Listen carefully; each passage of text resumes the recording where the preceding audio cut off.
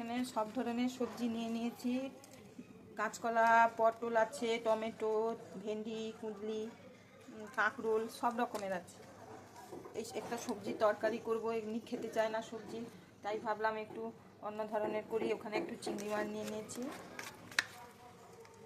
আর একটু আদা দেবো, কাঁচা লঙ্কা দেবো, ওখানে একটু 5 ফোড়ন দেবো এই তরকারি।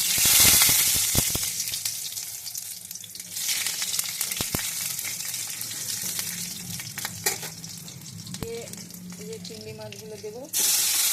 একটু চিংড়ি মাছ দিয়ে দিলে তরকারিটা একটু খেতেও ভালো লাগে, টেস্টও চেঞ্জ হয়ে যায়, তখন খেয়ে নেয়, নাহলে একদম খেতেও চায় না সবজিগুলো। তার সঙ্গে একটু কাঁচা ছোলা ছিল, সেগুলো দিয়ে দিয়েছি। পেঁয়াজ ওর মধ্যে, টমেটো,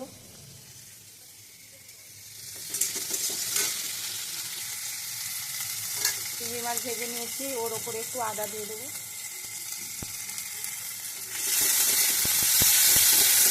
কেটে রাখা সবজিগুলো ওর ওপরে দিয়ে একটু জিরে গুঁড়ো দেবো,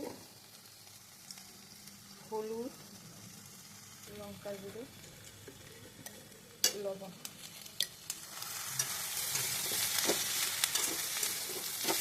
সব রকম সবজি দিয়ে চিংড়ি মাছ দিয়ে করলে ভালোই লাগবে। চিংড়ি মাছটা এমন জিনিস, যে কোনো তরকারিতে করলে তার টেস্টই আলাদা হয়ে যায়।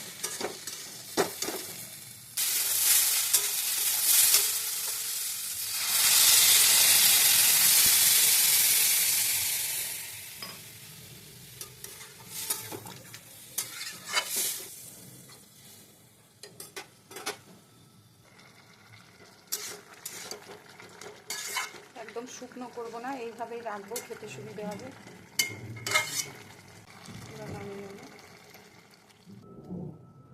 আজকের মতো রান্না কমপ্লিট হয়ে গেল, আর এটাও আপনাদের সঙ্গে শেয়ার করলাম। ভালো লাগলে লাইক, শেয়ার, কমেন্ট করবেন, পাশে থাকবেন। আপনারাও ভালো থাকবেন, আমরাও ভালো আছি।